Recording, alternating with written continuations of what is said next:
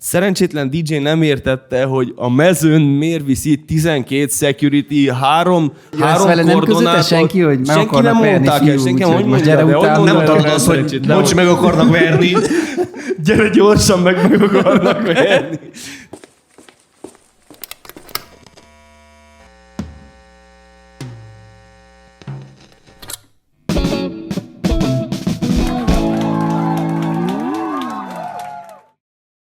Sziasztok, ez itt újra a Színpadon Podcast, és ezúttal Kolozsvárról a Planetáriumból jelentkezünk, és egy Backstage Stories műsort hoztam nektek, de mielőtt bemutatom a vendégeket, akiket már láttatok a coveren, addig el szeretném mondani, hogy készülünk és tervezzük a Dalösszeköt második évadát, amit lehet támogatni, a Sound of Csabika felületeken meg tudjátok ezt nézni.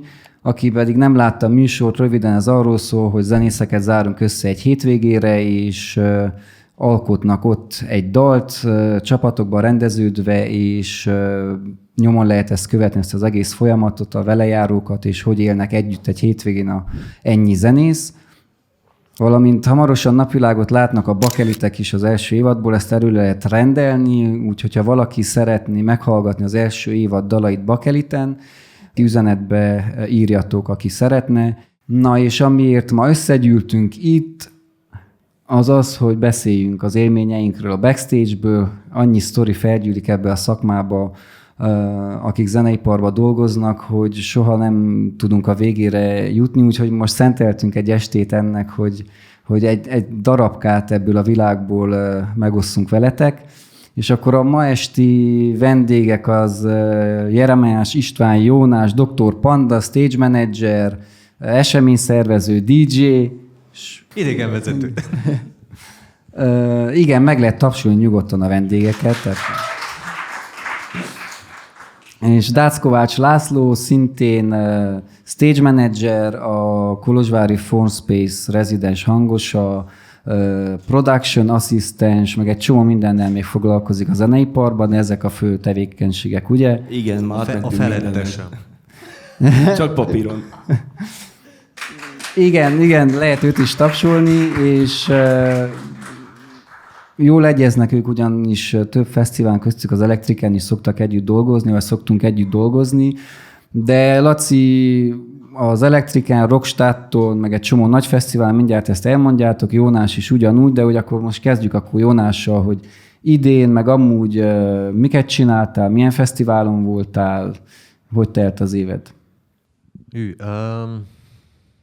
Közben pont próbáltam visszagondolni, csak annyit jegyeztem meg fesztiválról, hogy 8 darab számilag, de az a baj, fel nem tudnám sorolni, már amikor itt voltunk, azon gondolkoztam, de nyilván így a legfőbbek az, természetesen ahol a legnagyobbat dolgoztuk együtt, az Electric Castle, ahol most már igazából 12 éve igazából ott vagyunk, kisebb-nagyobb kihagyásokkal, legyen akkor a Mumus is nyilván, a Street Music, volt Vibe-on is együtt dolgozásunk, mondjuk az nem idén, a városnapoktól elkezdve különböző koncertek, rendezvények, tényleg elég sok minden, úgyhogy így ez a tipikus rossz eset, hogy amikor élesbe megy, akkor nem fog eszembe jutni minden példa, de lényegében ezek voltak a főállomások, főleg, hogyha a mostani rész az az idei rendezvényekről szól.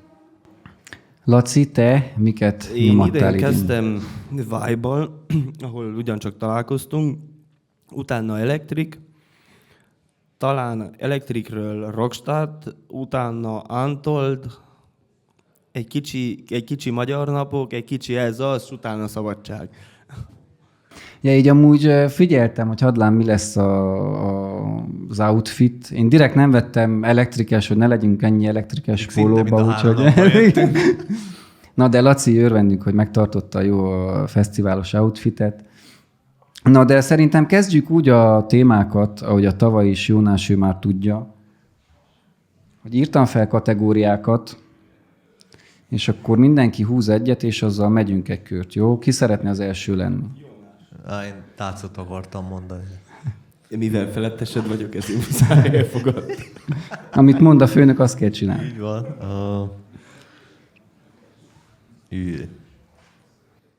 Mi van? fesztiválozók, pokémonok, hősök. Hú, jó, akkor... Ez volt a tavaly is, igen. Jó, az akkor szerintem startból Mumus, a kecskepásztor. Tehát, hogy ezen nagyon nincs mit. A sztori az visszamegy az előző évekre. Mumuson van még mindig nem vagyok biztos ebben az egészben, de tudtommal önkéntes jelleggel jár a fesztiválra, de egyébként nagyon ügyes zenész is, legalábbis a Jam Stage-en is felszokott lépni. És a sztori vele kapcsolatosan az, hogy van egy ilyen fake chihuahuája, tehát biztos, hogy nem chihuahua, valamilyen korcs, de kisebb, mint egy chihuahua ez az egész kutya, és vele kering a fesztiválon minden évben. És a tavalyi évben adódott egy olyan, hát nem mondanám, hogy lehetőség, de egy elég nagy koncerten, live koncerten az első sorban volt egy gerebével a kezébe, és a vállán ezzel a chihuahuával az első sorban, és úgy kezdtem az egész show-t, hogy a színpadon átugrottam a zenészeken keresztül, és kitéptem a kezéből a gerebjét, mert hogy mindenhol a safety first, tehát hogy a biztonság, és azért nyilván egy kicsit illuminált állapotban volt, és be is küldtem a csoportba, hogy a gerebje elkobozva, a kecskepásztor rendben van, a kutya is, és másnap reggel pedig pont a tusolóba, nem vele együtt, félreértés ne essék, de azt hittem, te adtad a tusolóba kaptam el egy olyan pillanatot, reggel 9-kor agyhalott fáradtan, hogy hívogatta a chihuahuát, hogy tusoljanak, vagy ezt a kutyát, és akkor ott szépen kommunikáltak együtt, mintha egy édes páros lennének, és idén, mint visszatérő vendég, a megnyitó ceremónia Mumuson, mint minden vagány ilyen hasonló fesztiválon, ugye van egy megnyitó ceremónia, és ugye ez pont az én színpadomnál történt, az Arborétumnál, ahol ugye középen, tehát hogy itt nem is még a zenekart nem is a színpadra pakoljuk fel, vagy a megnyitó actet, hanem konkrétan le a földre, a közönség közé, ami nyilván erről majd szerintem sztorizunk, és azt kacagtuk a Front of House-ból, Csabikával, hogy ezt csak megpillantottuk. Volt, aki nem igazán tudta, hogy merre megy ez a kör, vagy igen, elindultak ugye a fesztivál különböző részre, és úgy szedték össze a fesztiválozókat, csak akkor begyűjtek a színpadhoz, és ott valahogy mentek, igen. Igen, és ilyen szépen ilyen galaxis spirál alakúan így összegyűltek egyszer csak az emberek, és akkor középen megálltak, de volt, aki nem tudta ezt az irányt, de meg kiszúrtuk ezt a kecskepásztort, de a legviccesebb az volt, hogy előtte 2 méterrel ez a fake chihuahua, az már tudta az utat. Tehát, hogy az úgy igazából az vezényelte az egész tribal feelinget, és akkor ez kész, ott le is padoltunk. Tehát a chihuahua azt tudta, tehát hogy nem beszélt. Emlékszem arra a pillanatra, amikor állunk, nehogy mennek a hippik, a dobok, a mennek, a mindenféle, és egyszer nézd meg, ott van a kutyával, a másik, az már tudja az utat, hát ez már visszajár, mentek körbe, nagyon vicces volt. Úgyhogy ez volt, és lássuk egyszer Dácnak, hogy mi van, mert EC-ről tudunk egy jó párat, mást is, De nekem van elég sok rendőrös sztorim, vagy meg fake rendőrös sztorim. Most jutott eszembe egy, amiről még nem beszéltünk, az Vibe Fesztiválon történt. Nálam a Front of House körül mindig gyülekeztek a zsandármok minden éjszaka, mert mit is csináljanak, támasztották a kerítést. És a rendet már. utolsó nap megkérdeztem a zsandármoknak a főnökét, hogy valamit hozhatok-e nekik inni, mert hogy utolsó nap, backstage mindjárt zár, még van 1-2 act, utána úgyis mindent összeszednek. És a zsandármok egyből rávágták, hogy hát 2 sört. No, elmentem a backstage-be, hoztam nekik 2 sört, és oda mentem így az ölömbe a zsandármhoz, és azt mondja nekem, hogy jaj, de hát ők nem vehetik el így tőlem, mert látják az emberek.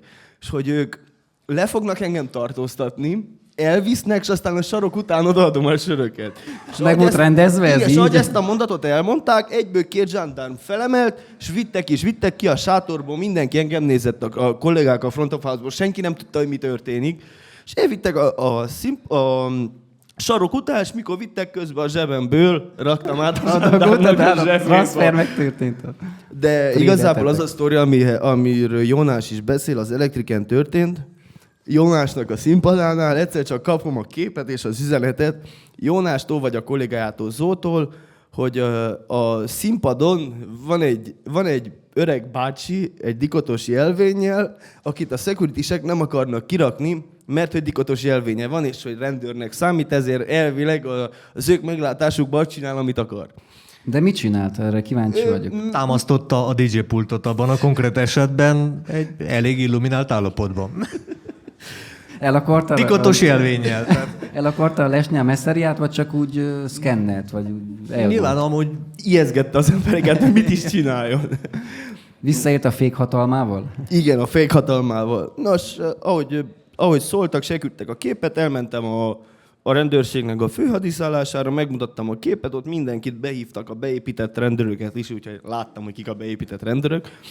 Mindenki megnézte azt az emberkét, mindenki azt mondta, hogy soha nem látták és nem ismerik, és hogy szóljunk, amikor még valahol megjelenik a fesztiválon, mert jönnek és elviszik. Egyszer kaptam egy képet, tovább küldtem, és a rendőr parancsnoktól 2 üzenetet kaptam. Az egyik, hogy a csapatok elindultak, és a másik le volt tartóztatva. Aztán utólag megtudtam, hogy nem csak letartóztatták, hanem doszárpenál, meg ez az, ami utána jön, és igen, fake Nem ér jelvég van. megjátszani az ilyenekkel. azért. Nem. de ebben szerintem a legpoénabb az, hogy ilyen hülyeségekkel foglalkozni fesztivál közben. Tehát amikor 1001 dolgod van, és akkor ezután kell nyomozni, hogy vajon ez most akkor tényleg az, nem az, szabadott legyen, nem szabadott legyen. Tehát Mert nem elég, hogy esik az az agyadat leomlasztja ezt. Tehát. Nem elég, hogy esik az eső. Igen, ez amúgy És közben olyan kicsi a stage, a DJ pult, hogy ott az emberek jönnek a piákkal, és még kell erre vigyázni. nálam idén elektriken biztos, tehát hogy ott az egy boiler room volt 4000 emberrel. Tehát. Jónásék szedték az ágakat, hogy rakják a DJ deszkre, hogy az emberek ne tudják a poharakat lerakni. Ja, de most már azt a DJ deszkes izét meséld el, hogyha már itt vagyunk. Na, hát egyszer akkor folytatom ezzel a gondolattal, tehát hogy konkrétan elektriken az idei színpad, ahol voltam, az egy boiler room volt, szó szerint. Szándékosan úgy lett kialakítva, hogy nincs backstage, ami azt jelenti, hogy nincs se crew, se staff, se artist mosdó, és körbe vagy véve 360 fokba, hát alsó hangon 3000 emberre, de volt az több is, főleg a drágalátos Justin Timberlake-es napon, amikor zuhogott az eső, de fedettség se volt, tegyük hozzá. És akkor a legimprovizatíbb az volt, ugye megvan azért minden, hogy esztétikába találjon be, stb. És akkor állandóan mindenki a DJ pultra pakolta fel a sört, a piát, a hülyeség, a kabátot, a táskát, el nem tudom mondani, mennyi marhasságot szedtünk. Minden ott volt, és akkor azt találtuk ki, hogy ilyen növényekből ott helyben, tehát hogy vágtuk le az ágakat a fákról, stb. És akkor ilyen dekoratív elemeket raktunk, hogy hát ha ezzel egy kicsit tudunk hatni az egészre, hogy legalább a technikát ne szedjék szét. Ne legyen hely a DJ. Igen, ne legyen hely. De voltak itt ez érdekelt, voltak itt nem, úgyhogy napról napra egyre bokrosabb lett ez a DJ pult. Fejlődött a történet. Én más opciót nem nagyon tudtam. Nyilván itt kellett egyeztetni a szponzorral is, tehát a támogatójával a színpadnak, tehát a brand activation az meg kell maradjon, tehát hogy ez nagyon is figyelembe kell. Igen, az adott logók azok láthatóak kell legyenek, tehát hogy ezt figyelembe kell venni, nem beszélve arról, hogy az adott támogatónak a menedzsere is akár act is volt, artist is volt egy adott pillanatban, az még egy nehéz pillanatot szül. Az minden évben egy nehéz pillanat. Igen, ez mindig egy nehéz pillanat, és ezt így kellett megoldani. Na és ez a deszkás sztori, ez talán az egyik legviccesebb volt idén Electricről. Egyébként nem egy különösebben nehéz produkció, de úgy kell elképzelni, aki esetleg nem ismer ezeket a dolgokat, hogy egy fesztiválon, egy igazán jól kialakított fesztiválon, ahol több éves tapasztalat van, ott megvannak a standardok. És egy DJ bootnak, egy DJ desknek, vagy DJ pultnak a méretei azok nagyjából megvannak, és ezek általában ki vannak okoskodva, tehát hogy amikor le vannak bukolva az együttesek, vagy az artistok, az ugye hónapokkal, szinte egy évvel a fesztivál előtt van, és akkor úgy is van kiokoskodva az egész, hogy minden elférjen egymást követő ekteken a színpadon. Itt beütötte Bibi, valakit helyettesíteni kellett, pont 3 vagy 2 ilyen félig live actet kellett felrakni erre a DJ pultra, jött a harmadik is, és tehát a retinámban van égődve, hogy májusban vagy áprilisban, mikor átnéztem a technikai ridert, akkor oda volt írva egy arab DJ, ilyen félig live, a nevére sem emlékszem pontosan, úgyhogy nem akarok hülyességet mondani, Naziri vagy Nazamri, nem tudom, bocsánat. és tényleg bele van írva a riderbe, hogy ő nagyon szépen kér egy 1 méter 20 centis deszkalapot. És így kb. Így mindig van, én készítek utána egy saját táblázatot, megcsinálom az advance-iget a zenekarokkal vagy az artistokkal, még egyszer tripla csekkeljük igazából ezeket a dolgokat, és a hülyeségeket szoktam kiírni külön, mert mindig van egy csomó hülyeség. És nyilván az, amit az ember figyelem mellett kell tartson. A többi a standard, az megvan. És ezt a deszkát pedig ezt úgy vettem, hogy biztos ilyen, nem tudom, azelőtt olyan helyeken DJ-zett, hogy nincsenek hozzászokva ezekhez a dolgokhoz, hogy biztos, hogy kért egy deszkát a DJ pult helyett, de hát nem fog deszkát adni, mert van profi felszerelés. Dácot meg is kértem, mikor megérkezett a DJ Act, hogy ő fel akar szerelni, mondtuk, hogy nincsen hely, úgyhogy kell egy riser, ez egy külön cucc, amit be lehet tolni. Dác el is szaladt a nagy színpadról, nem tudom. Elhoztam én a saját kezembe az emberek valamelyik nagyobb live act-től, a nagy színpadról, Electric-től.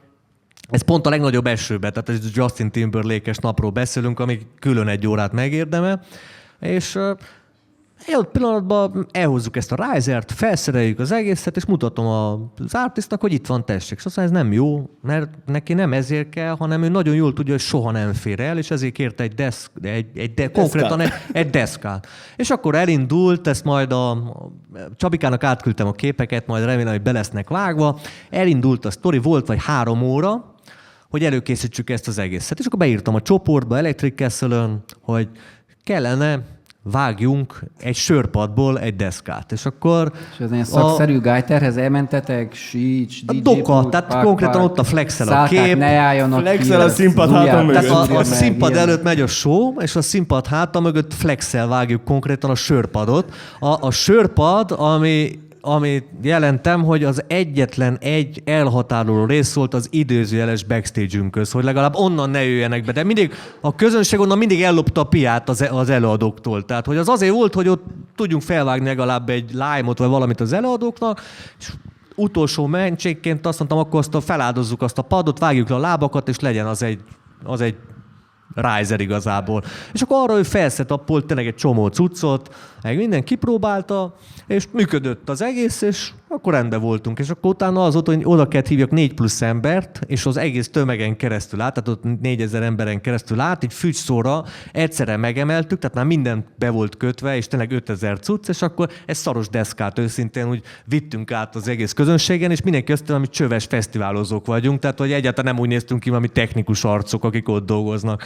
Nem értettek semmit, de végül aztán meglett a show, de ez egy ilyen... De hogy ezt le kéne védessed szerintem, mert ezt bedobtuk idén más fesztiválon is, hogy hát de Electricen itt amúgy Mumuson felhasználtuk végül. Igen. Tehát, és mindenki nézett, hogy de mi az, hogy mi deszkát? Hát ember, felpakolsz, pak, felvittük, bedugtuk, és működik is. Igen, de Mumuson ezt 4-szer használtuk utána, tehát a tapasztalat... Nyertünk egy csomó időt ezzel, tehát ezt mondom, le kéne védetni. Idén nem volt késés azon a színpadon, mert összehoztuk ezt a megoldást. A deszka megmentette a fesztivált. Tehát, hogy tényleg az igazság, semmilyenféle rossz nélkül, de Mumus egy kicsit szabadabb feelingű fesztivál, mindig késés volt, és már nagyon elegen volt ebből, és eldöntöttük, hogy idén minden percre pontosan fog működni, ahogy máshol, és az a deszka kiszedett minket. Amiből vágottunk 3 előre. Tehát, hogy... Biztos legyen. A rezervának rezervája is volt. Úgyhogy ez a sztori. Hogyha ne találtan, el kell vinni más színpadhoz. Jó, ebbe a témakörbe valakinek még valami jut eszébe? Vagy mehetünk tovább? Dáccal van egy közös a Klárával az alacsony riseres sztori, amikor belekezdek én, és akkor meséld el, hogy ne indumáljak, de ugyanúgy hozzám tartozott ez az előadó, végigolvastam az egészet, megint csak beleestem abba a hibába, tanuljatok ebből, hogyha ezzel fogtok foglalkozni, vagy esetleg foglalkoznátok. De mielőtt Jónás elmondanám az egészet, azelőtt elmondom, hogy kb. Az egész úgy működött Electricen, hogy Jónás volt a színpadnak a főnöke, úgymond, és amit ő nem sikerült megoldjon, azt adta tovább, és akkor jönni kellett, és meg kellett oldani. És ugyanígy jött az üzenet Jónástól, hogy Dác, gyere, mert meg kell oldjuk. De ez a gáz, gyere, meg kell oldjuk, ez 10 perccel a fellépés előtt volt. Tehát egy csaj DJ-ről van szó, tényleg egy egyszerű DJ-ektől, tehát a többi nem volt gond, és benne volt a riderbe, hogy kell neki egy emelvény, mert csak akkor tud fellépni. De én kiszámoltam, online utána néztem, hogy mekkora ez a csaj, általában ezt azért meg kell nézni. Tehát nem tűnt olyan alacsonynak. Nem tűnt olyan alacsonynak, megnéztem na most ez hülyén jön ki, de hátsó felvételekről, Tomorrowlandről, meg stb. Tehát, hogy a standard méretek, mondom, ezt meg tudjuk oldani. És ő kérte egy, mennyi az, 20 centiméter az a riser. És megérkezik, nagyon kedves volt, meg minden, és azt mondja, hogy ő így nem tud fellépni, mert nem éri fel az egészet. És Így kellett volna DJ-zzen kb. Így? Kb. így. De ez úgy derült ki, hogy tényleg odaállítottam, és nem jött, hogy egyem, hogy ekkora. Tehát, hogy akkor azt mondtam, hogy na jó, most bajban vagyunk. És mondta a csaj nagyon kedvesen, hogy ő nagyon szívesen játszik így, de átlátom ugye, hogy így nem tud. Tehát, hogy nem látja a lejátszókat se. És akkor Dácnak annyit írtam, hogy nem is írtam, akkor már hívtalak. Tehát, hogyha hívlak, akkor baj van. Mondom, 10 perc múlva kell egy emelvény, egy 20 centiméteres riser. 5 perc alatt ott volt, de én őszintén nem emlékszem, hogy hoztad azt el oda.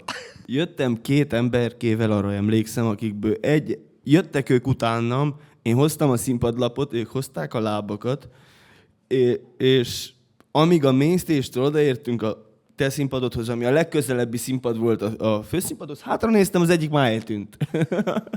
Ő közben egy helyen, ahol jobbra kellett volna térni, ő balra tért, ő nem látta, hogy mi megyünk előtte egy 2 méteres színpadlappal az emberek között, és ő eltűnt. Aztán valahogy nagy nehezen ő is előkerült, és valahogy összeszerelődött. Igen. És a legjobb az volt, hogy amúgy elkezdte, tehát úgy toltuk be ezt a risert, ami akkora, mint kb. Ez a színpad, hogy ő közben elkezdett, tehát odaraktam egy sörös ládát, arra felállt, elkezdte a DJ, tehát berakta az első számot. De a söröket kiszedtétek, ugye? Igen. Tehát berakta az első számot, és akkor mondtuk, hogy lépjen le róla, az előtte lévő DJ-t azt megköszöntük szépen, megtapsoltattuk, leszállt a színpadról, közben DJ-zett tovább a csaj, de úgyhogy szinte semmit nem látott, betoltuk kb. Így a bokáig, tehát vagy a lábáig, és akkor szóltuk neki, hogy na most akkor lépjen fel jobb lábbal, de álljon meg, fogja meg a DJ asztalt, mert be fogjuk tolni az egészet alája. És akkor megfogta, Dác figyelt rá, betoltuk teljesen, és mondtuk, hogy most felrakhatja bal lábát is, és akkor helyben volt. De most jutott eszembe, hogy én megérkeztem, nem volt badge-em, nem akart a security is beengedni.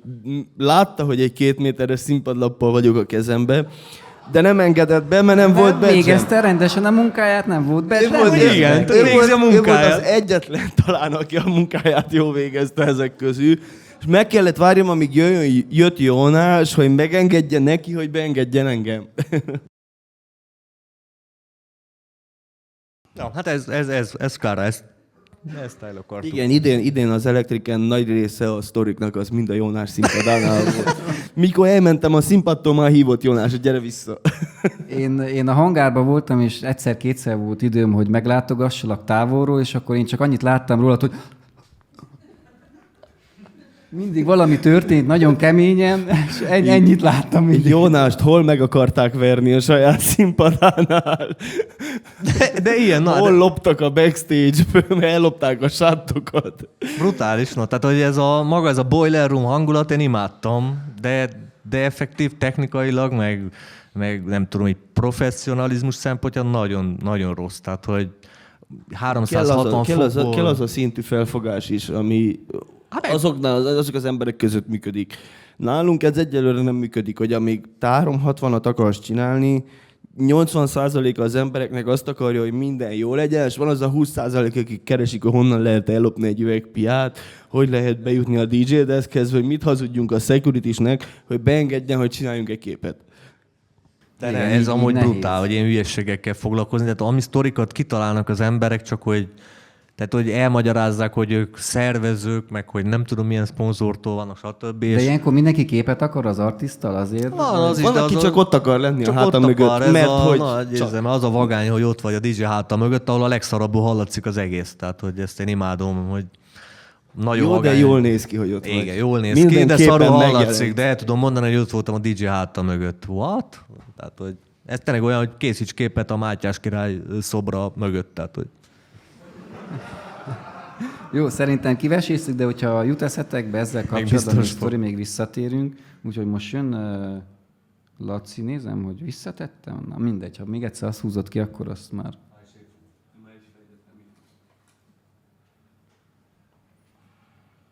Showtime. Na koncert közben, színpadon, zenekar, közönség felugrik, nem ugrik, elmegy az áram.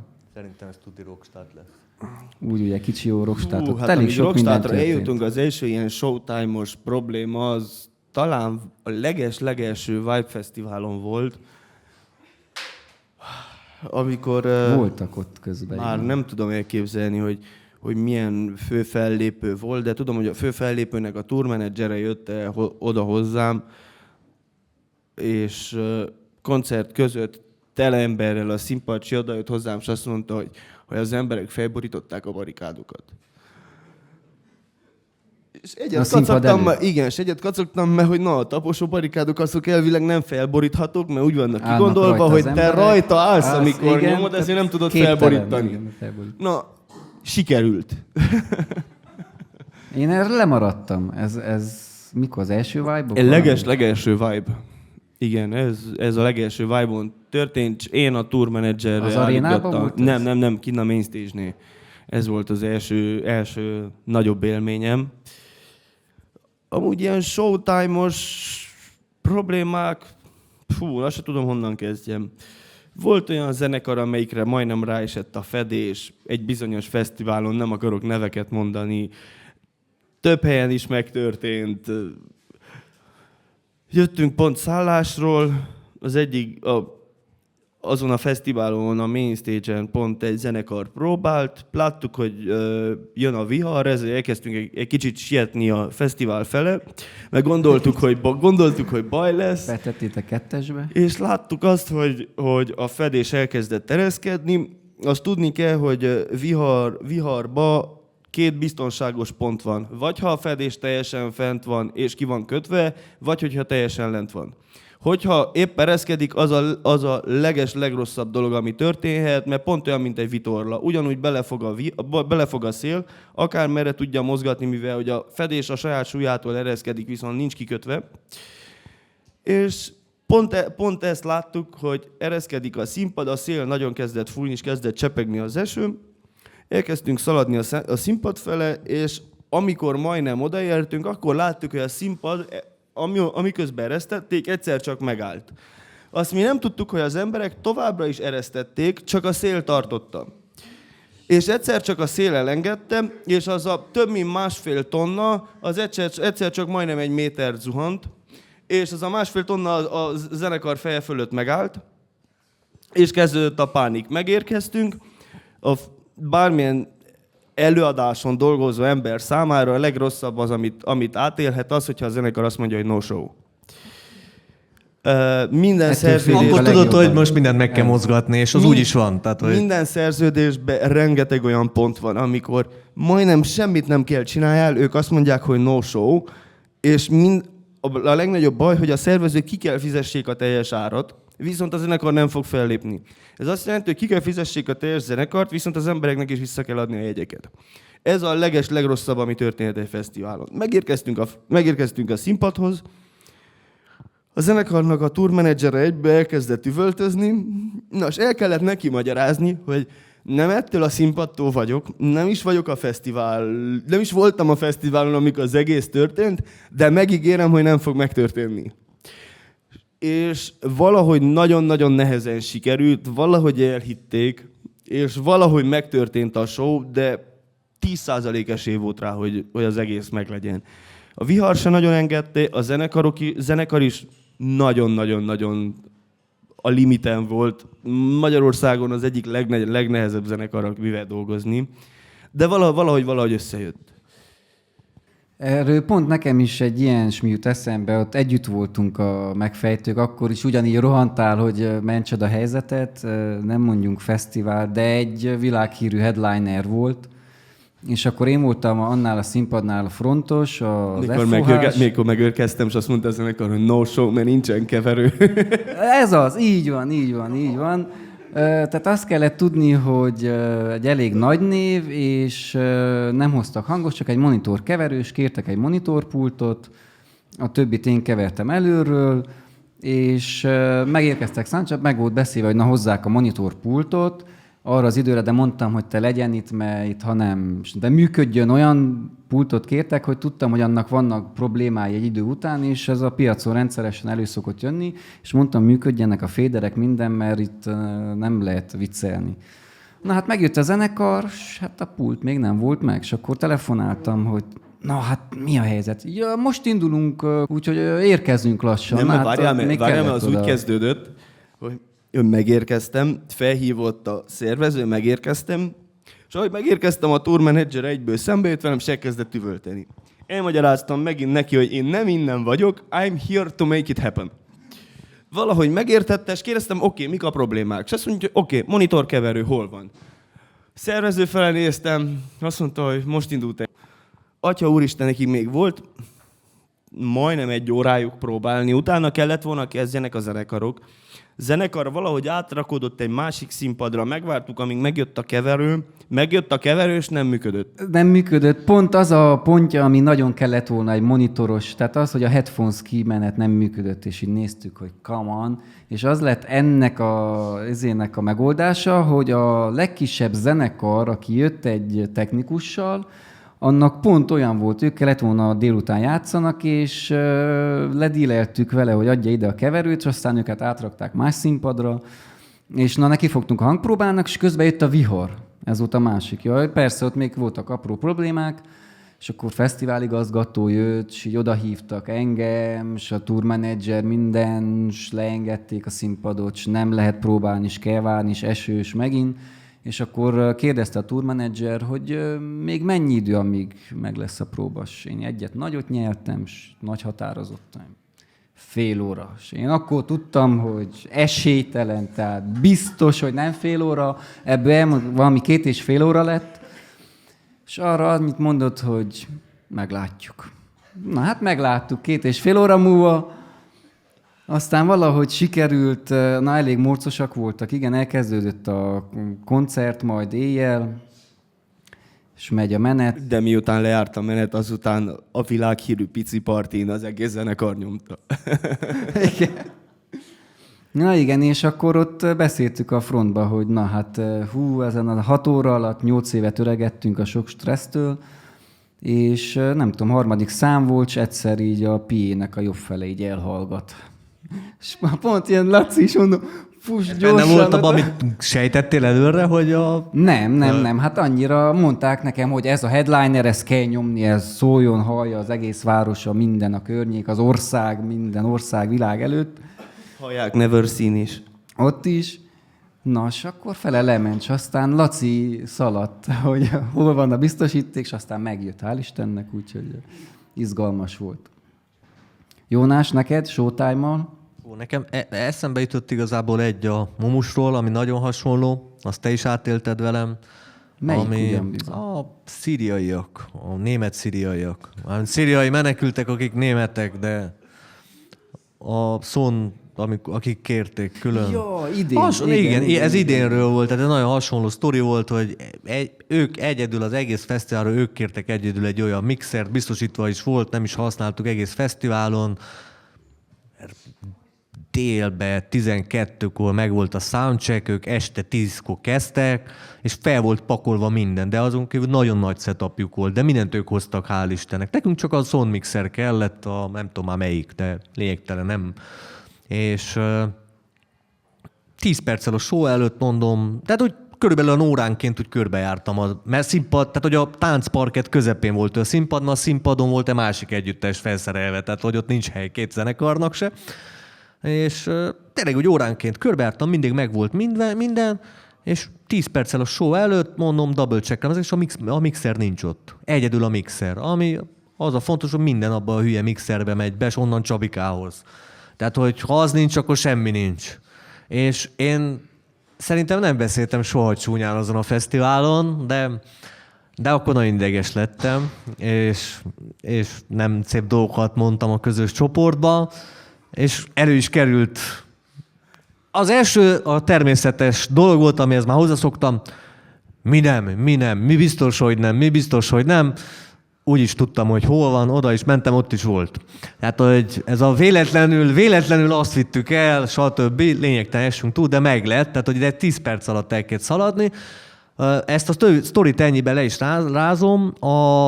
A többi összes szerintem legkeményebb ilyen showtime-os sztorim, az mind Skrillexhez köthető, tehát, hogy Azt mind a ketten átéltük. ezért akartam felhozni, szerintem mind a ketten átéltünk Skrillex-szel, nem egyet, nem kettőt, de ezek amúgy az a vagány mind pozitív értelemben. Tehát így nem nagyon tudok megnevesíteni egy bajt se, de az ember az nem normális.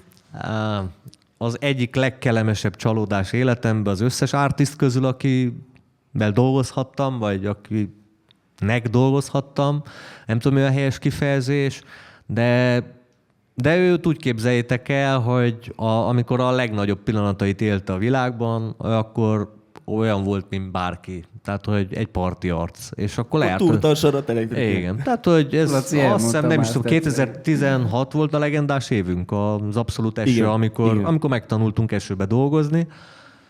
Skrillex zenélt a main stage-en, és a háta Skrillex- mögött lévő képernyőt 30 ember tartotta, hogy a szél ne vigye. Hát ott nagyon durva. Tehát ott mi akkor az elején voltunk az egésznek, és ilyen 45 tonna volt felszerelve, hang- és fénytechnika, néztük, hogy mikor esik össze, mértük, hogy ez most 110 km/h szél, az már nagyon rég rossz, stb.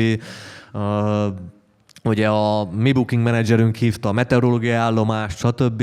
És ez akkor mind lejárt, ez az egész show, és mindenki visszament szépen megnyugodni a saját színpadjához, ahol közben mentek a saját helyi headlinerek, vagyis igazából international headlinerek, és akkor mi történt? Skrillex összeszedett mindenkit, Flux Pavillont, meg az összes többi artistot, akivel jóba volt, meg egy körbe mozogtak, és elindultak nálunk a Boiler Stage-en, és ahol elindulnak Lodestar volt a Electric Castle-on headliner. a többi színpadra felmenni. Tehát úgy, hogy ott éppen előadott egy DJ, vagy egy local act, vagy akárki, és ők felmentek bulizni, és be is akartak szállni persze. És akkor ezt mind le kellett logisztikázni, security, stb. Persze zuhó est, tehát hogy ott 7 napig esett, 3 hétig esett az eső, előtte hétig, egész héten, és utána hétig. Hát, hogy... És akkor ez tényleg ez volt, hogy reggel 8-ig Skrillex-el foglalkozott az egész fesztivál, de közben meg elkacagtuk, tehát hogy lement az egész, de ő úgy érezte, hogy minden színpadon meg kell jelenjen, és akkor... És ott is a security-sek kérték a badge-et, vagy már így ment a csoport, hogy Kértek, ezt a csávót ezek már részletek, tehát hogy ezek megint hogy ki Ott, ez, ahol- hányszor akarták kirakni Skrillex-et, mondtuk, hogy nem, ő, Ja, ő ez az a csávó, ez már nem egyszer olyan mi volt, jó. fesztiválunk headlinerre, hanem abba az évben ő volt az Atya Úristen a világon, tehát hogy na ez van, és közben úgy néz ki, mint egy csöves, tehát hogy nekem Skrillex-el a sztorim az jóval azelőtt van, Sziget 2014, igen, akkor voltam először Szigeten, meg akkor be is tanultunk ott Titusszal, és ott kellemeset csalódtam Skrillexbe a showba, és totál random, rá 5 órára koncert után a Szigetnek a túlsó végében, ott ahol kellett ezeket a hülye falusi játékok a városnapokra, amikor ki vannak rakva, vagy lőni kell a kacsákat, vagy mit tudom, mi be voltunk rúgva mi is Titusszal, ugyanezt csináltuk, Skrillex is ugyanezt csinálta. Ki írta el több És pontot? így azt mondja Titusnak az akkori barátnő, hogy azt mondja, hogy ni új TP Skrillex. És mondom, milyen Skrillex? Megláttam, és tényleg Skrillex. Berúgva, oda mentem. Man, I'm sorry to say, but I fucking hate your music. És azzal így tényleg is Skrillex így rám nézett, és mondtam, yeah man, why? És beszélgettünk körülbelül én egy órára emlékszem, de szerintem egy 20 perc volt. De nagyon sokat beszélgettünk, és életemben először és utoljára készítettem előadóval képet, tehát én nem szeretek előadókkal képeket csinálni, és a hip-hop történelmén végigmentünk, és nagyon szépen elmagyaráztam, hogy mit nem szeretek, stb. És akkor van egy ilyen kép, hogy ő mutatja a West Side-ot, és én az East Side-ot. És úgy ismertem ezt Skrillexet, és a legvagányabb az volt, hogy utána rá 1-2 évre, amikor Electricen találkoztunk, így felismert, hogy hey, you're the guy who hates my music. Na, úgyhogy ez ennyi szerintem. Nekem nem tudom, hogy mennyire kellemesek az élményeim vele, mert hogy lejárt a main stage-es produkció, a nagy Skrillex show, utána visszamentem hozzám a színpadhoz, ami a Boiler Stage volt, és egyszer csak megérkezett mindenki, de nálunk akkor volt az aznapi headliner Lodestar, aki a drum and bass-ben egy elég nagy arc volt annak idején, nem tudom, hogy még mindig az-e, vagy még mindig zenélem. Na, és egyszer csak megérkezett Skrillex, aki egyből felállt a DJ deskre, kiszedte Lodestarnak a stickjét, berakta a saját stickjét, elkezdett zenélni, és ugyan minden olyan volt, mintha a saját sója lett volna. És akkor odajött George hozzám a stage manager, és eldöntöttük, hogy na, akkor le kell szedni a színpadról. És valahogy úgy alakult, hogy én voltam az ember, aki el kellett menjek, hogy megmondjam neki, majd senki nem akarta. És hogy na, menj oda Skrillexhez, aki a nagy Skrillex, és mondd meg neki, hogy na, akkor szálljál le a DJ deszkről, és szedd ki a stickedet, mert hogy van egy másik DJ, aki itt a headliner, mert te már lejártál azért a sok 100 000 euróért, amit összeszed. És utána emlékszem, hogy utána ezt már egyszer elbeszéltük Csabika, hogy utána beszéltük, lejött valahogy a színpadról, és leült mellém a keverőhöz, és akkor elbeszéltük, hogy gyermekkorában ki hogy ette a sarat. Igen. Hogy kb. Ennyi volt a... Ezt a Lacival készült podcastbe meg lehet nézni, meg lehet hallgatni. Egy sztori ugyanebből az évből eszembe jutott, Bring Me The Horizon és Bastille. Ugyanúgy nagy színpad, és showtime, tehát ment a Bastille koncert, én akkor Bring Me The Horizon-nel kellett foglalkozni, de akkor még liasszonként, és egyszer csak szól a Bring Me The Horizon-nek a menedzsere, aki amúgy a Led Zeppelin, meg Pink Floyd mindenkit végignyomott életébe, hogy lenne egy nagyobb probléma, abban kellene segítsek. Kérdeztem, hogy oké, persze, természetesen, miben segíthetek? Beragadt a sárba a kamionunk, ki kéne tolni. És akkor így mondom, ezt én hogy oldjam meg, és az egészet úgy oldottuk meg, hogy az összes, tehát a nagy színpad backstage az nagyon nagy, az egy város, vagy egy falu igazából. Ezért is Electric Village. Igen, az egy village, és az volt, hogy elordítottuk hangosan, és mindenki artist, tehát hogy aki létezett, önkéntes, főszervező, fesztiváligazgató, zenekarok tagjai, énekesek, mindenki tolta a kamionokat kifele. És végül nem csak a Bastille-t, a Bring Me The Horizon-t, hanem Florence and the Machine, mindenki, aki egyszer ott volt, már nem emlékszem, mindenkit ki kellett tolni sorra, és emiatt késtek szinte a bulgáriai vagy a további show-ok a másik városokba másnap. Az kemény. Akkor ott megvolt a fesztivál kondi mindenki. Ja, és de az egy jó teambuilding volt. Tehát. És ott voltam, hogy akkor Skrillex is tolt a kamiont. Gondolhatod. Jó, nézzük Téma? a következőt. Hogy ne lenne? It's your Következő turn. téma.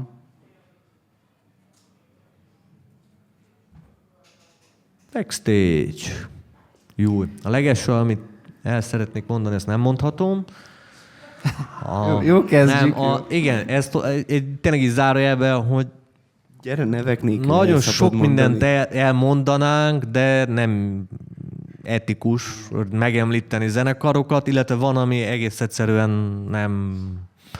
De tudjátok meg, hogy próbáltuk. Vagyis Tehát majdnem nagyon egy sokat órát gondolkoztunk, erről hogy mi az, beszéltük, amit... Hogy mondjuk el úgy, hogy ne mondjunk nevet, ne mondjunk fesztivált, ne mondjunk artistot, csak valahogy próbáljuk elmondani, meg azt sem mondjuk, van szó meg, hogy bármi lenne a backstage-be, de valahogy mondjuk el, mert tényleg viccesek. Viszont tényleg van egy csomó olyan dolog, amit sehogy nem lehet megfogalmazni úgy, hogy valaki az egészból jól jöjjön ki. Igen, mert tehát, ha előadókat mondasz, akkor az nagyon rossz. Tehát, hogy pedig megtettem, tudom, hogy Dead Mouse-ról meséltem, és azt meg is lepődtem, hogy elmeséltem, de örülök, hogy nem voltam akkor olyan állapotban tavaly előtt, vagy mikor volt, hogy Jared Leto-ról elmeséljem a sztorit, úgyhogy azt úgy hogy remélem, akkor megúsztam, hogy elmeséljem. De most már elmeséltem. Nem. Azt Biztos szerintem nem soha nem meg a szabad podcastot. elmesélni, ezt a 30 Seconds to Mars sztorit, de szóval a lényeg, hogy van egy csomó olyan sztori, ami viszont nem tudom, mennyire szalonképes az internetre, de Próbáld meg. gondolkozom, hogy cizelláltan, hogy mondhatom el a franciákat, talán Azokról van sok sztori, igen. a kéholost. De azt elmondtad a tavaly.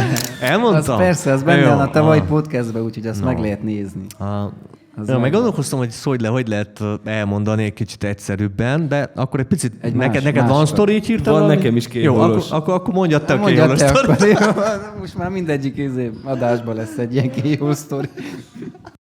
Tehát azt tudni kell, hogy Electricen volt elég sok dolog, volt iroda, az iroda az a a main stage háta mögött volt, ahonnan az egész fesztiválra elég nehéz volt elérni, meg majdnem bárhova mentél, vagy álltál az esőbe, vagy ültél a backstage-be az artisttal, ahol se ő nem nézett téged jól, se a fesztivál stage managerek, mert na, kevés volt a hely. És ezért elég, a zenét is szeretem, ez az igazság, de elég sokat ültem a Stables-be, ami a román színpad, a Rominimál színpad, a Soundwaves-nek a színpadja, és na, rengeteg mindent megéltünk ott, a security-vel, a rendőrökkel, a beépített rendőrökkel, a maszkosokkal, mindenen átéltünk. Viszont reggel leültem a kanapéra, ültem, és néztem a grupokat, hogy ki mit beszél, és az egyik hivatalos grupon Jónásnak a kollégája Zó írja, hogy a fesztivál sofőrök keresik az utolsó headlinert az ők színpadjuktól, mert szeretnének hazamenni, és szeretnék hazavinni a szállásra. És így jobbra nézek, és nézem a kanapén egy ember kéholba elájulva, a szemei felakadva. Na, ő volt az az artist, akit kerestek, vagy 500 méterrel arrébb, egy teljesen másik színpadnál. A sofőrök, pont próbáltam azt elmagyarázni, hogy lehetetlen hazavinni, lehetetlen innen felemelni, felvinni azon a pár lépcsőn, kivinni a színpadtól, átvinni egy fesztiválon, és utána elvinni valahogy a parkolóba. De aztán talán egy óra után valahogy helyre pofozta saját magát, és hazament. Úgyhogy ez nem éppen olyan rossz, mint a te sztorid. Nem, de erről eszembe jutott akkor egy jó, ami nem kimondottan konkrétan engem érintett, de ott voltam, jelen voltam, egy másik színpadnál a kollégákkal. A maga egy kicsit összetettebb a dolog, kaptunk két legendáról van szó igazából, ha nem tudom, talán breakbeatet vesszük, meg garást, meg stb. Én őszintén, tehát hogy félreértés ne essék, csak már én sem tudtam követni, hogy kicsodák, hogy transzok az oké, de hogy azon belül már melyik réteg, azt én már nem igazán tudtam, és a Ridernek viccen kívül egy másfél oldal, az arról szól, hogy hogyan nem szabad őket szólítani. De az nem volt benne, hogy hogyan szabad szólítani. Tehát, és akkor azt az általános eljárást használták Blaniláék igazából, meg mindenki, hogy hey. Tehát, hogy bármi volt egész napon keresztül, akkor hey. Tehát nem mertük azt mondani, hogy guys, girls, vagy a nevüket sem mertük mondani. Ez aznap volt, amikor volt Justin Timberlake. És itt tudni kell az egészről, hogy azért ehhez miért produkciót nem kimondottan nehézségre értve, mert nem volt azért olyan brutál de hogy maga a biztonság meg stb. Az nagyon durva volt. És akkor le volt osztva az egész fesztivál Justin Timberlake-re, és a többi. És ráadásul tudtuk, hogy leesik az eső, úgyhogy aznap reggel tartottunk egy nagy gyűlést, hogy mindent lebeszéljünk, hogy bármi közben jön, hogy oldjuk meg. És akkor volt ez az act, oktáék, és hát ők lemezlejátszóról raktak, tehát hogy vinilekről pakoltak, és olyan annyira vicces volt az egész, tehát annyira rohadt jó volt a show, meg minden teli voltak emberekkel, és amikor búcsúztak el, akkor a kollégám Buli, hát nagyon fáradt volt tényleg, és már ők is bele voltak fáradva, hogy beállítsanak mindent, de közben minden mondatnál odafigyelj, hogy hogyan szólítod őket, és el akartak búcsúzni. De a sztorihoz hozzátartozik, hogy a két ottani stage manager számára aztán végképp legendákról beszélünk. Tehát ők ebbe a zenébe élnek, imádják, tehát még jobban felnéztek, és ez általában ráad a hatásra. És amikor búcsúztak el, akkor Blanilla egy ilyen szekéren, ilyen tolószekérrel, nem tudom, a Lidlből vagy honnan, abba bele voltak pakolva vinilek, becsomagolva szemetes zsákokba, ugyanúgy Blanilla is beöltözve teljesen szemetes zsákokba, az előadók is felöltöztette teljesen szemetes zsákokba, zuhogó esőbe el kellett menni a hangárig, és Buli kellett elköszönjön. És már tényleg úgy volt, hogy 10 percig köszöntek el, hogy thank you, nem tudom mi, stb. És akkor Buli vérmes szemekkel kb. Így ült, és akkor elindultak, Blanilla elkezdte húzni a szekeret, ez a két transzi utána, és akkor Buli így elkezdett integetni, és mondták, hogy az előadók mondták, hogy bye-bye guys, és az a Buli így rájuk nézett, bye-bye,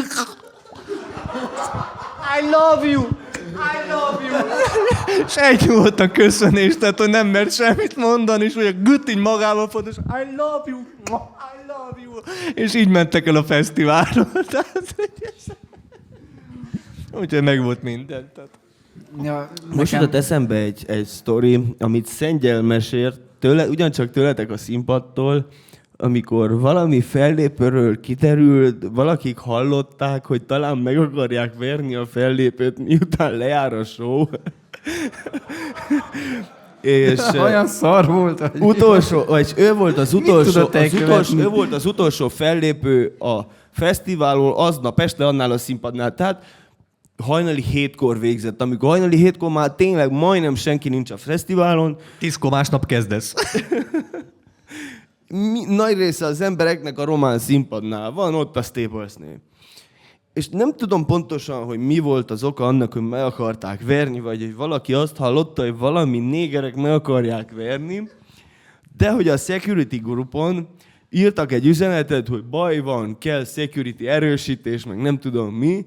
Szerencsétlen Szengyel Szabi meglátta az egészet, aki a mainstage-nél a security főnök, meglátta az egészet, és összerendelt mindenkit, akit lehetett. Szerencsétlen DJ nem értette, hogy a mezőn miért viszi 12 security, három kordonátor. Senki, hogy meg senki akarnak nem mondták verni, el, fiú, senki nem úgyhogy most gyere mondták, utána. Nem mondtad azt, hogy bocs, meg akarnak verni.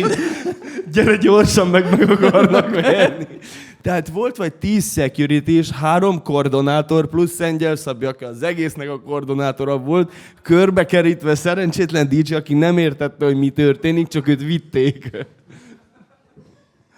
Nem akarok megint az elektrikán lovagolni, de úgy látszik, hogy idén innen van a legtöbb sztori, ami de nekem az jutott eszembe, veled Jónás, azt hiszem a legvégén találkoztunk, amikor lejárt már a fesztivál kb., már zártak a színpadok, és nálunk még volt valami, ugye én milyen hangárnál voltam végig. Arra én is tudnék mesélni ott nálatok. És akkor voltam, amikor Jiu-jitsu.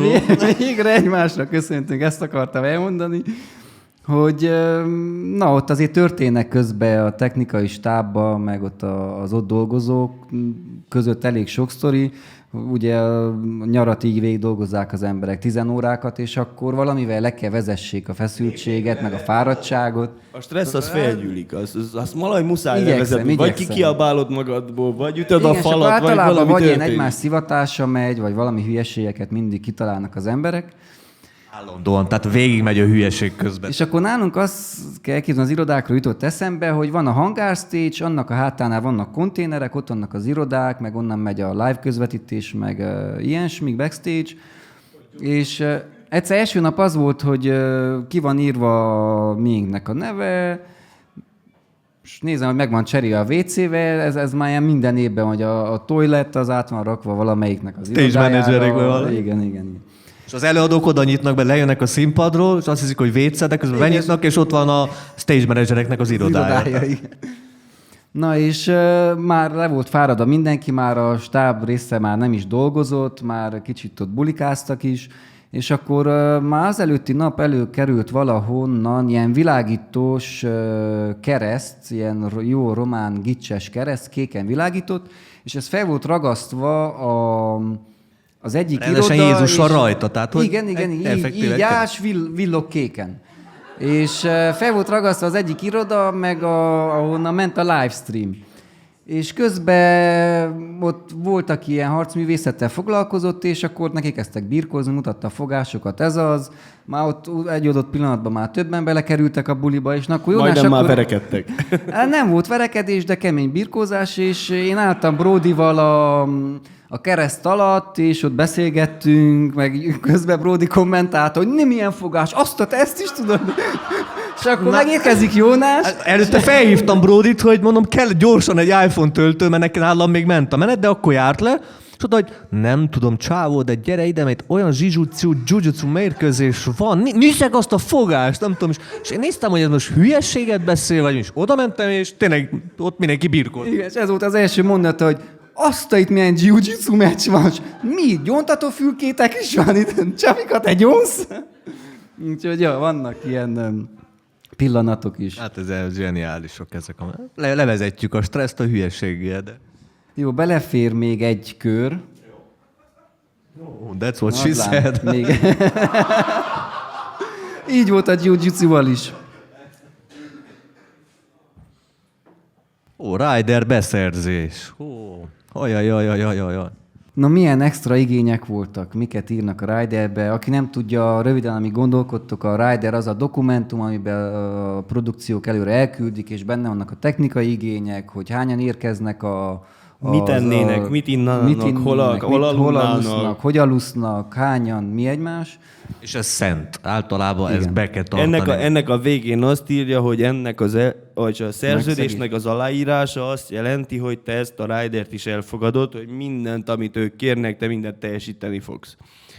Igen, és hogyha valamit nem tartasz be, az egyenlő a szerződésszegéssel. Igen, és erre van Pontosan. az advancing, tehát bocsánat, csak hogy mielőtt elkezdődik a fesztivál, általában 1-2 hónappal ugye advancingelünk a booking managerre, tour managerre, és ott még van lehetőség alkudozni. Tehát kérnek abszolút vodkát, most mondtam egy példát, nem akarsz abszolút adni, megmondod, van stolicsnája. Vagy kér fekete zoknit, és megmondod, hogy fehér zokni van csak. Akkor még lehet. De, igen, azért akartam az oknira rávezetni. Tehát szerintem a legtöbb sztori az oknikkal van, és a törőközökkel, de van nyilván egy csomó. Mondjad. Na hát akkor elmondom én, hogy mivel hogy a formban dolgozok, elég sok DJ-ekkel dolgozunk, elég sok olyan ridert kapok, amikben ezek az oknik meg megjelennek. Ez az okni általában kétféle lehet, vagy fehér, vagy zöld.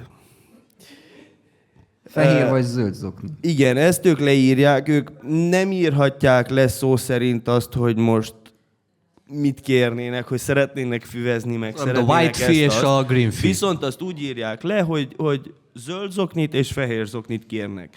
Nekünk az a nagyon nagy szerencsénk, mivel hogy olyan országban élünk, ahol ez nem legális, hogyha nem adod meg, akkor nem mondhatják azt, hogy no show, mivel hogy egy olyan dolgot kérsz, ami illegális az országban. És nem mondhatod azt, hogy te nem fogsz fellépni azért, mert nem adunk neked meg valamit, ami ebbe az országban illegális. Úgyhogy ezzel eléggé meg tudunk szabadulni minden act-nél, viszont a DJ-k nagy része valamilyen zoknit kér. Ha nem zoknit, akkor fehér vagy zöld pólót. Viszont azt is... Ez a mennyiséget jelöli, hogy milyen ruhadarab, vagy ez hogy van? De odáig még nem jutottunk el, mivel hogy mindig a válasz az no. Úgy nincs, ja. Úgyhogy odáig nem jutottunk el, hogy mennyi kellene. Mennyi nem kellene. Viszont ezt sokféleképpen használják az előadók. Vannak olyanok, akiknek 7-8-9 oldal, egész 100 oldalig a rider. És ők megérkeznek egy 20 perc, például a DJ-knél, a zenekaroknál mások megérkeznek, próbálnak, egész délután ott csövelnek a backstage-be, utána aztán fellépnek. Viszont a DJ-k azok nem jönnek próbára, azok megérkeznek fél órával a szettjük előtt, bejönnek a backstage-be, és ők nem igazán tudnak arról megbizonyosodni, hogy minden, amit abba a 10-10-20-30 oldalas riderbe írnak, az meg fog történni, és az úgy lesz, ahogy ők megírják. Ezért általában az egésznek az utolsó oldalán, az utolsó sorba írnak valami fasságot. Tehát például Borgor ő sok évig egy élő majmot kért a backstage-be. Ő nem kéri azt az élő majmot, ő nem akarja azt, hogy az élő majom megjelenjen. Viszont ő, hogyha beérkezik a saját backstage-ébe, és látja, hogy az asztalon van egy ekkora kicsi plüsmajom, ahogy meglátja a plüsmajmot, ő tudja, hogy te mind a 20 oldalt elolvastad. Mivel, hogy az utolsó oldal utolsó sorában van. A legvagányabb az Ailstorm, egy rockzenekar, most lesz jövő hónapban a formban.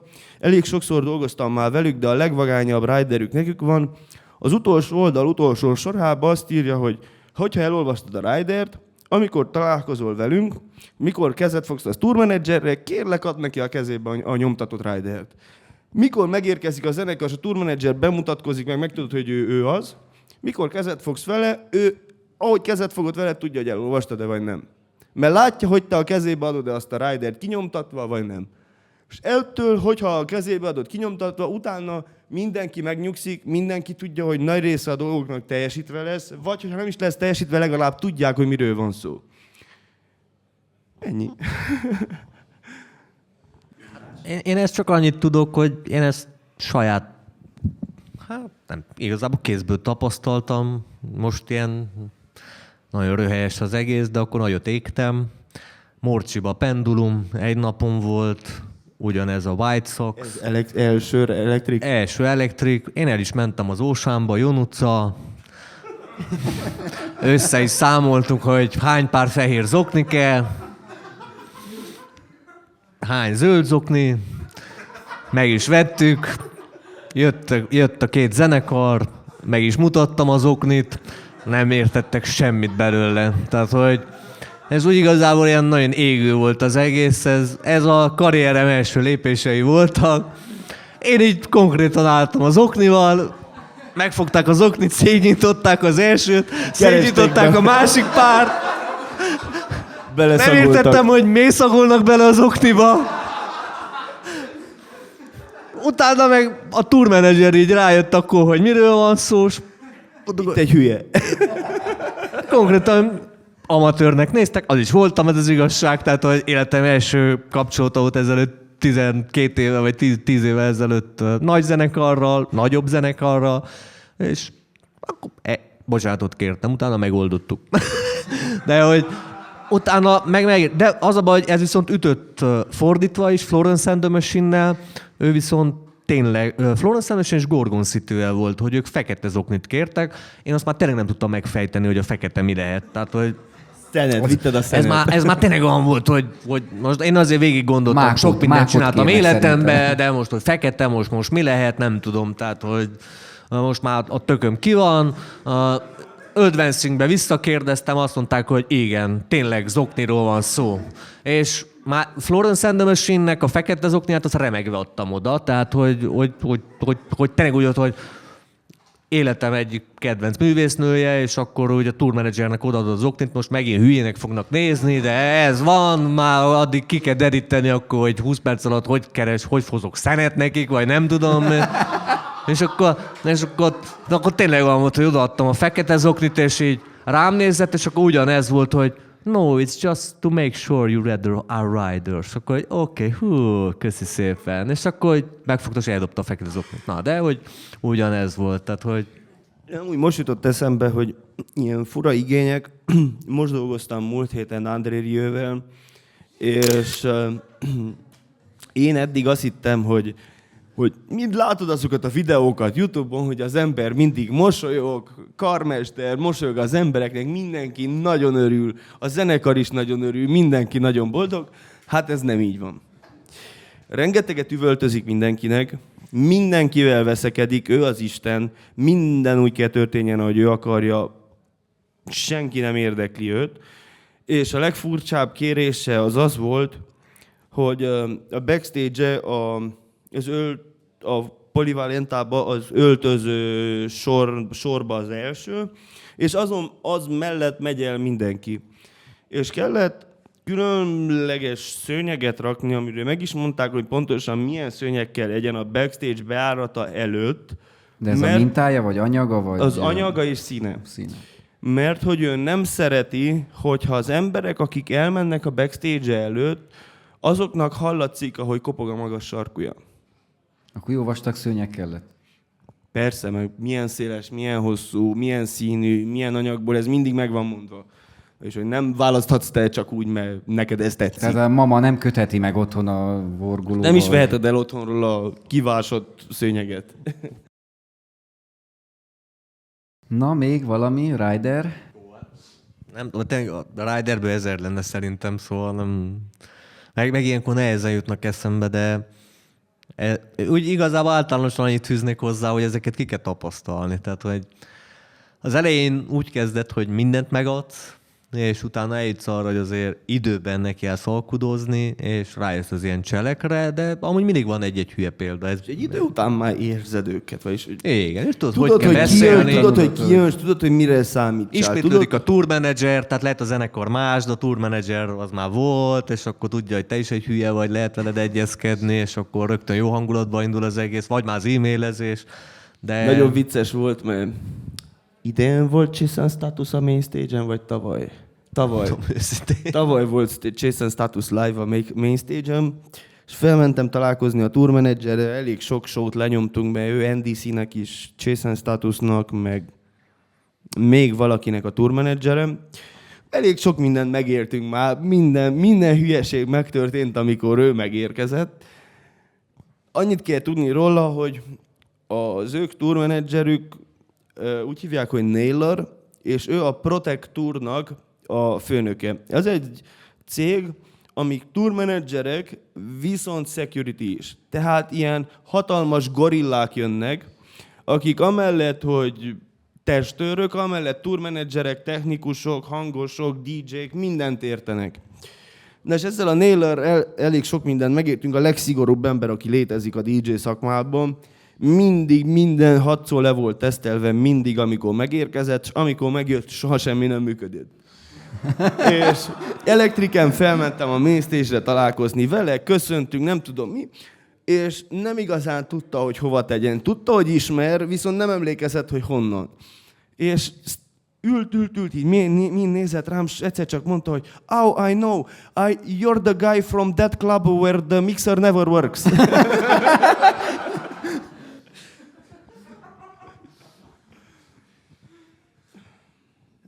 Jó, most már az utolsó kört is gyorsan nézzük meg. Még beleférünk. Azt hiszem még van egy ficújka. Na, kihúzom én. Dehogy nem, itt van. Félreértés. Szerintem startból a félreértésbe belement az oknis téma. Volt még valami, azt tudom, az Onionnal, de azt most nagyon vissza kéne emlékezzek, de ott majdnem megverődtem, azt tudom, az amerikaiak által. Félreértettük már nem emlékszem a kontextusra, de a közel-keletet összetévesztettem a hagymával, már nem emlékszem, Szengyel tudja, nem emlékszem, és ott tényleg szinte megverődtem, de itt inkább általánosan mondanék, hogy amúgy show közben két téma összeillik ilyen szempontból, de általában nagyon rossz, hogy általában az előadók is süketek, és mi is süketek vagyunk, mert hangfal mellett éltük le az életüket, és félrehallunk dolgokat. És akkor olyan általában vicces, de mindig az, hogy ír le, megy a dolog, de hát azt hiszem Mumuson is volt olyan, hogy ja igen, Mumuson volt, hogy keyboard standet kértek, és azt hiszem, hogy egy kábelt hoztam. Hozzétól kábelt kértem, vagy már nem emlékszem. Nem voltam ott a színpadon. Amit totál random a show közben Nadav Tabákkal volt. Tehát, hogy amikor ilyen full impro volt az egész, tehát, hogy len kellett volna legyen a színpad előtt, de lezudult az eső, és akkor kitaláltuk, hogy felrakjuk a színpadra, de nem csak az actet, hanem a közönséget is. És akkor felment mindenki, és akkor kért egy kábelt igazából, én meg igen, kábelt kért, és én hoztam egy egész laptop standet. Egy keyboard standet. És nem igazán értette, hogy miért raktam oda a keyboard standet, és elkezdett dobolni azon. Tehát, hogy ilyen improvizáció. De rengeteg. Tehát, hogy így most az a baj, hogy így hirtelen nekem semmi... Nem, lehet, hogyha Dács valamit mond. Nekem van egy friss, addig még nemrég voltam Egyiptomban. Hát az érdekes élmény, tehát az teljesen más világ. És én elcsodálkoztam, hogy van digitális keverő, meg nem tudom én mi. Persze azelőtt a nyitó ceremónián egy nagy elit amit láttam az interneten addig, hogy ilyen fucked up dolog megtörténhet, én nem hittem, hogy ilyen élőben tényleg megtörténhet. Tehát így volt egy fejgépes, és nem tudta, hogy melyik bemondót kövesses, így célozott jobbra-balra, utána jött fel egy másik ember, kellett beszéljen, nem adtak mikrofont, odaadtak egyet, nem ment, így félretette, húzták a kábeles mikrofont, recsegett, ropogott, minden, csattogott, így az emberek így ettek meg. Néztük már, egy lámpa esik el, na mindegy, lement, jó volt, minden. Jön a miénk a show, kérdem az emberkét, nem tudott annyira angolul, de úgy elaktiviteztem arabul, hogy mi a helyzet, és kérdeztem, hogy nyitok egy új sót a keverőbe, hogy én abból megcsinálom, és mondta, és megcsináltuk, és utána mondta, hogy de mutassam meg, hogy kell elmenteni. És megmutattam minden, ő nem tudták, ők nem tudnak angolul annyira, igen, hogy tudnak ilyen dolgokat digitális keverővel. Mindegy, ez lejárt, és mondtam, hogy hát bármi kérdésre nyugodtan segítek, aztán kellett menni, mert a többiek mondták, hogy megyünk a busszal, és ott nem úgy van, hogy sétálsz az utcán, mert ott jönnek, mennek az arabok, ember, adnak vesznek, minden, nem lehet tudni, mi történik vele. És másnap elmentünk nézni valami előadás, pont ott volt. És én bementem, és köszöntem, és hello, és az akkor jött is, hogy na, akkor gyere, mutassam meg, és hama, fordító, nyomtuk a Google fordítót, és mutatta, hogy milyen hangszerek ez, és kérdezem, hogy arabul, persze kérdezem, hogy... Arab-magyarul. Hogy lesznek most itt ilyen hangszerek, igen. Beírtam a fordítóba is direkt, hogy és arabra lefordítottam a magyarról, arabra, nem is angolról, hogy biztos legyen, hogy nehogy félreértem, érted? És mondta, hogy igen. És én nagy vagányú írom be a csoportba a többieknek, hogy itt most olyan zene lesz, gyerekek, hát én tudok mindent, hát ember, helyi vagyok, a kollégák informálnak, mondjátok, mi kell, kérdezem, és beülünk, és gondoltam, nem ülök ott, hogy hagyjam, hogy nyugodtan dolgozzom, és beülünk, és eltelik egy 20 perc, semmi, te ott szögdösnek a színpadon, semmi, nem jönnek azok a hangszerek, és már írják, hogy na, mi a helyzet, megnyitom a telefont, és benne voltam Google fordítóba, és azt írtam a hangszerek helyett, hogy bankszerek véletlenül. És így nem tudtuk, hogy vajon mit kérdezhettem, de Csáó mondta, igen. Na úgyhogy, és akkor visszamentem oda a frontba, és nézem, hogy a csávó teszi, a WhatsApp meg van nyitva, és ilyen hangbejátszásokat tesz be a telefonról, és akkor mondta a kollega, hogy ez hogy, mit, és akkor ott arabul ment közbe az előadás, a show ment a színpadon, valaki le is filmezte, azt hiszem, és így én a csávóval activitizek arabul, hogy itt, nyom meg így, igen, és ezt tudja, és azt tudja, és pák, és ezt ne odadugd, és nem tudom én mi. És egyszer halljuk, hogy és a csávó mellettünk, hogy nem megy a kábel. Úgyhogy érdekes világ az arab világ. Egyiptom. Apropó félreértések, eszembe jutott egy tavaly Rockstadton éltük meg. Jött egy kanadai vagy amerikai zenekar, az nevük Horror. Rockstadt, úgyhogy persze, hogy horror. Megjött a zenekar, utolsó headlinerek aznap a színpadon. Megjöttek 2 hangossal, akik beugró hangosok voltak, soha nem dolgoztak a zenekarral, Franciaországból. Se angolul nem beszéltek, semmi más nyelvet nem beszéltek, csak franciául, és az egyedüli, amit tudtak a zenekarról, az egy stick volt. Tehát se input list, semmi rider, semmiük nem volt, volt egy stickjük, amit tudták, hogy megjönnek, bedugják a keverőbe, és meg fog történni a dolog. Mi kaptunk egy input listet, az alapján elvileg bekábeleződött, viszont utána... Azt is el kell mondani, hogy egy romániai fesztiválon úgy dolgoztam színpadon, hogy a színpadon egy ember se beszélt se románul, se angolul, csak oroszul. Mindenki Transnistriából volt, és az egyetlen dolog, amit tudott egy csávó, a legkompetensebb ember a színpadról, aki kábelezett, az mondtam neki, hogy the riser is ready, you can patch it, és annyit tudott mondani, hogy I cable. És tudtad, hogyha azt mondja, hogy I cable, akkor valahogy meg fog történni a dolog. Na, ő elvileg bekábelezte az input list szerint, betöltöttek a show fájlok, nem talált az input list a show fájlokkal, a franciák nem tudták nekünk elmondani, hogy nem talál, mivel hogy nem volt közös nyelv. Akármit mondtak, csak bólogattunk, mert ki tudja, mit beszél a másik. És 47 percet késett a zenekar, attól a pillanattól a zenekar feljött a színpadra. Az jó teljesítmény. Úgy, hogy a közönség elénekeltek minden román nótát, amit lehetett.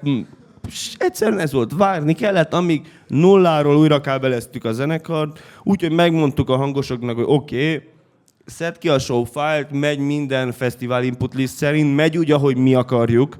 Te ülsz a keverőnél, megcsinálod a csatornáidnak az EQ-it, a küldéseket, meg mindent, ahogy lehet. Viszont minden a mi patchlistünk szerint fog menni.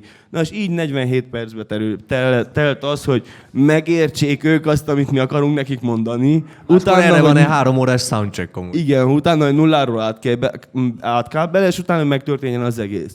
Igen, Jónás, de Rockstart az nem az a fesztivál, ahol 3 órád van. 3 óra alatt lejár, vagy 5 zenekar.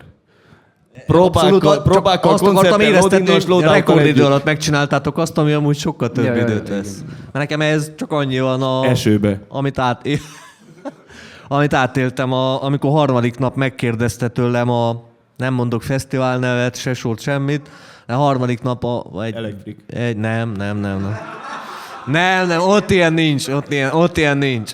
De tehát megkérdezte tőlem a Sound Crew, hogy ja, amúgy vannak soundcheckek? Tehát, hogy Azok milyen helyen léphettek fel? na, tehát Azt is el kell mesélni, azért volt olyan nekik fesztivál. olyan fura volt, hogy kétszer annyit dolgozunk. Tehát már reggel 9-kor ott vagyunk, és estig szerelünk, és mit csinálunk ott, mikor este kezdődnek a dolgok. És akkor harmadik nap mondtam, hogy minden nap vártunk titeket, csak nem voltatok itt, de megcsináltunk mindent. De igen, létezik olyan, hogy soundcheck, ami azt jelenti, hogy az összes zenekar, aki aznap este fellép, csak fordított sorrendbe veszed őket, és felpakolod a színpadra. De az is most jutott eszembe, hogy volt olyan fesztivál is, amin zenéltél, és a hangos jött oda hozzád, hogy elmondja, hogy nem jól zenélsz, vagy az emberek nem táncolnak. Igen. Tehát volt ilyen is, hogy és akihez volt szerencsém, idén fordítva. Tehát, hogy tavaly DJ-ztem egy fesztiválon, és nem a hangosító, tehát, hogy igazából a stábhoz tartozott, ő szólt nekem, hogy nem jó zenét rakok,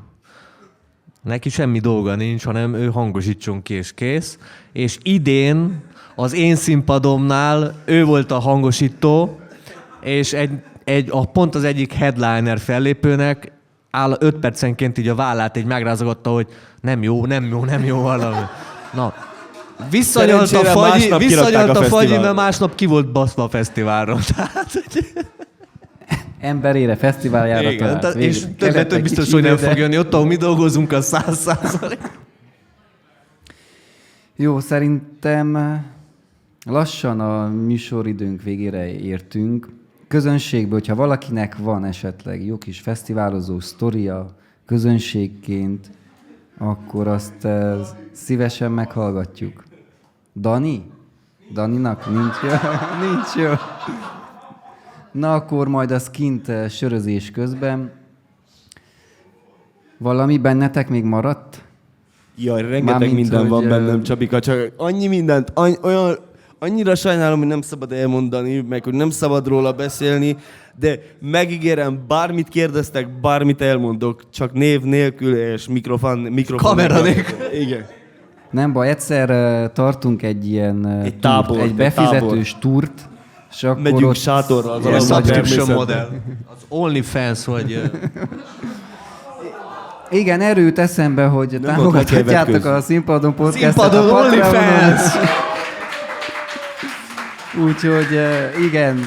Csabika ha lábújja jók mellett lesznek, Csabika megtudhatjátok, hogy levetkezik. Florence and the Machine-nek milyen a hónajszőrzet.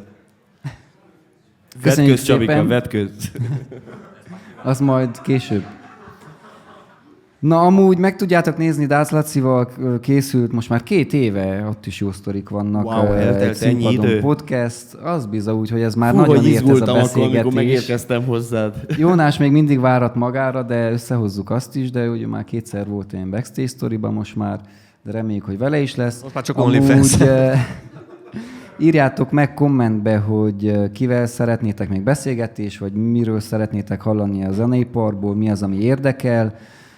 Kövessétek a srácokat, gyertek el fesztiválra, kérdezzetek tőlük bátran, hogyha valakit érdekelnek ezek a szakmák, és természetesen nyugodtan kommentelhettek a videó alá, kérdezzetek bármit, írjatok bármi véleményt, és kövessétek a Sound of Csabika oldalakat, és támogassátok a Dalösszekötőt és a Színpadon podcastet, és találkozunk következőkor, addig is sziasztok!